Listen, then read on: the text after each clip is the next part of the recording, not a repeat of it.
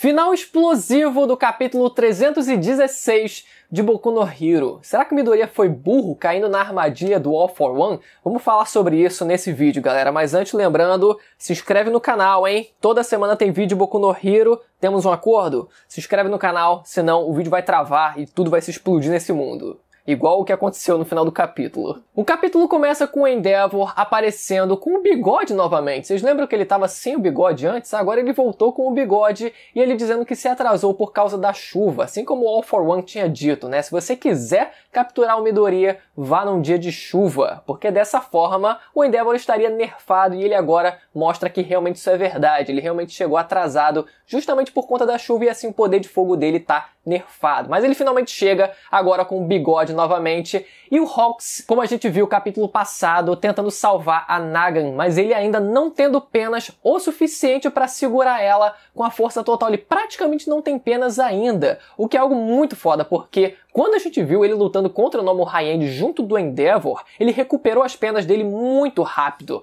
No dia seguinte ele já estava com as penas deles lá se recuperando e agora a gente vê quanto tempo se passou e ele ainda não recuperou as penas dele da luta contra o Dabi. Então os danos foram sérios, tomara que ele ainda recupere as penas dele, né? Então para isso ele precisou da ajuda do Midoriya salvando eles dois ali com o Chicote Negro também ali já perdendo as forças, já no limite das suas forças, mas ainda assim conseguindo salvar eles e depois a gente vê no Midoriya ele capotando no chão. Foi um negócio engraçado dele capotando. E uma coisa que eu fiquei na dúvida semana passada é se a Lady Nagan ela sabia da individualidade de autodestruição que ela tinha recebido do All for One. Porque aquele sorriso, quando eu vi aquele sorriso, quando ela estava prestes a se explodir, parecia muito aquele sorriso de eu sei o que tá para acontecer, mas eu tô feliz com o meu final. Eu tô feliz que pelo menos eu pude ver um pouco da luz no fim do túnel. Dá pra dizer que, bom, seria uma luz no fim do túnel que seriam os heróis, mas ao mesmo tempo ela sabendo que iria morrer, mas não, ela realmente não sabia que tava pra se explodir. Isso fica mais claro agora nesse capítulo. Aquele sorriso realmente era um sinal de esperança pra ela, ela achando que poderia sobreviver, ela poderia ir pro lado da luz novamente. E nesse capítulo a gente descobre algumas informações interessantes, como por exemplo o Hawks, ele sendo o sucessor da Lady Nagan pro Comitê de Segurança Pública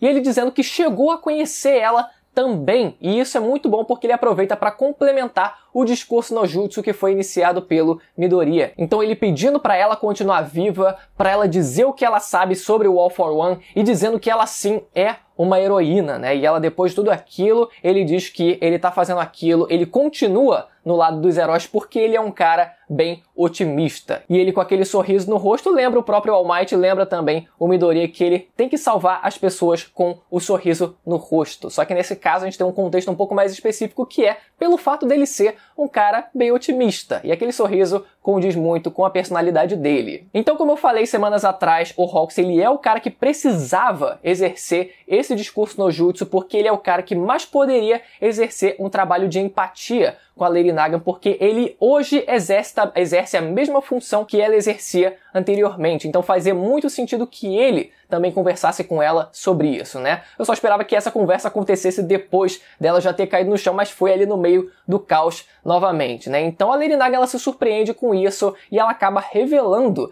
que a missão dela era levar o Midoriya vivo em até 2 meses para a mansão da floresta Hybori. E quando a gente vê a expressão da personagem, quando ela revela essa informação, dá muito aquela impressão de que era o último gás de vida que ela tinha, que ela conseguiu passar, que ela conseguiu aproveitar ali, o último suspiro de força que ela fez ali, o esforço para conseguir dar essa informação valiosa para eles. E assim, se ela morresse logo em seguida, pelo menos essa cena teria muito impacto dela realmente colocando todas as últimas forças dela em conseguir passar a informação adiante e assim ter uma espécie de mini redenção ali, né? Mas obviamente ela vai continuar viva, mas pelo menos já adiantou um pouco as coisas, né? Ela já passando essa informação para eles, já adiantou um pouco as coisas enquanto ela vai agora pro hospital. E essa mansão que foi citada da Floresta Hybori, para quem não sabe, ela pertencia ao clã de rejeição a criaturas, que era um grupo de fanáticos de natureza religiosa que militava contra a existência de individualidade do tipo mutante. Mas eles foram mortos pela Liga dos Vilões quando eles foram até lá, aquela mansão, e recentemente a gente vê que o Dabi, ele tava nessa mansão, e talvez até a própria Liga também tava usando essa mansão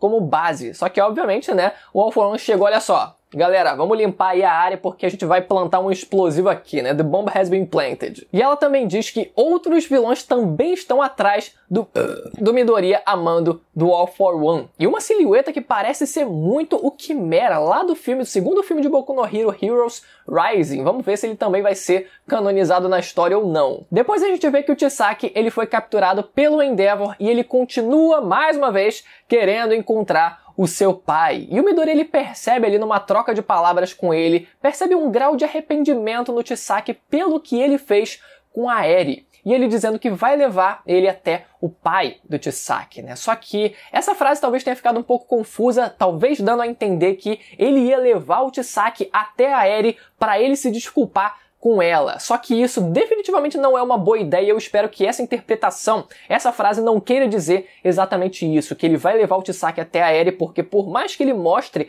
algum grau de arrependimento na posição da Eri, a única coisa que ela vai fazer é surtar completamente, relembrando os traumas que ela viveu. Então tomara que o Midoriya ele não decida fazer isso. Depois são mostrados os heróis indo direto, um pequeno time skipzinho deles indo direto até a mansão da Floresta Haibori e a galera toda, só o bonde completo. A gente vê até o Kamui Woods, o Ed Shot, a Mount Lady e o Endeavor, o Best Jeans também, né, que eles estão sempre lá, e o Midoriya na frente deles todos, né, ele pequenininho na frente deles todos, parece um anãozinho na frente deles todos, liderando ali toda a tropa, né? Ele realmente está sendo o cara que está liderando, está realmente assumindo a frente das coisas. Me lembra muito Narutinho na época da saga do Pain, né? Quando ele chegou ali assumindo, comprando a briga pra ele. E o Midoriya, ele decide entrar pela porta da frente. Assim, eu entendo que ele esteja bem poderoso e tal, mas é do All for One que a gente tá falando. Eu sei que o Midoriya, ele tá todo piquinho ali, né, liderando a galera, mas ainda assim eu acho que valeria a pena ele ter tomado um pouco mais de cuidado, ao invés de só ter entrado direto pela porta da frente.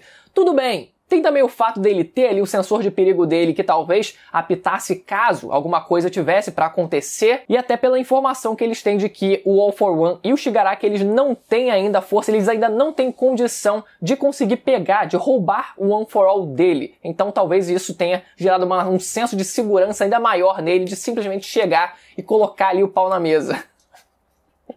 Nem tinha mesa. Mas eu confesso que valeria a pena eles terem tomado um pouco mais de cuidado, né? Olhando ali pelos lados, ali em volta, ter feito um trabalho de investigação um pouco maior ali, um trabalho realmente de infiltração ali, sem realmente arrombar a porta da frente achando que vão lá só cair no pau diretamente com todo mundo. E quando eles entram é mostrada uma projeção gravada do All for One, quase como se fosse um jogo, sabe? É quase como se fosse um clima de jogo, tudo ali arquitetado pelo All for One. E quando eles chegam, os mocinhos, eles chegam naquela fase do jogo, aparece lá a projeção como se ele tivesse parabenizando eles por terem chegado até aqui, ó. Parabéns, vocês conseguiram chegar até aqui. Foi tudo de acordo com o meu plano, né? Tem toda essa vibe realmente dele conseguindo jogar com os heróis. E realmente era tudo parte do plano dele e ele confessa isso. Ele já sabia que pela personalidade do Midoriya ele conseguiria, ele minimamente tentaria salvar e estender a mão para Lady Nagant, para assim ela ser convertida pro lado dos heróis e assim passar a informação que ele no começo queria que fosse passada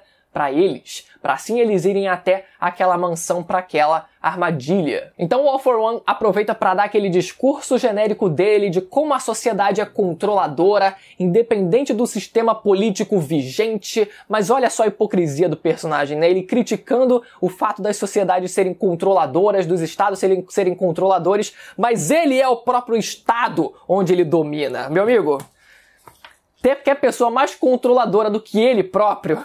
O cara quer criticar o quê? Mas eu concordo com ele. Qualquer sistema político vai ser minimamente controlador em algum nível. Outros mais, outros menos. E aquela página final incrível do All for One dizendo que não está mais interessado no All Might. E ele apontando o dedo naquela gravação e dizendo porque você é o próximo. E a explosão da mansão, incrível, incrível paralelo, galera, incrível paralelo como foi com o All Might dizendo você é o próximo também através de uma transmissão. Nesse caso provavelmente foi gravado, ou talvez o All for One estivesse ao vivo ali, mas provavelmente foi gravado, provavelmente já estava gravado aquilo ali, né? E cara, incrível, incrível, você é o próximo, e a mansão explode, incrível, final de capítulo incrível, mas obviamente eles não morreram, obviamente ninguém ali vai sofrer dando nenhum. É capaz da gente ver capítulo que vem um mini flashbackzinho do que realmente aconteceu momentos e frações de segundos antes da explosão acontecer, eles reparando que tava para explodir e assim eles conseguindo fazer alguma coisa para se proteger ali, né? Tem vários poderes ali que podem ser usados. Até o próprio Endeavor, talvez,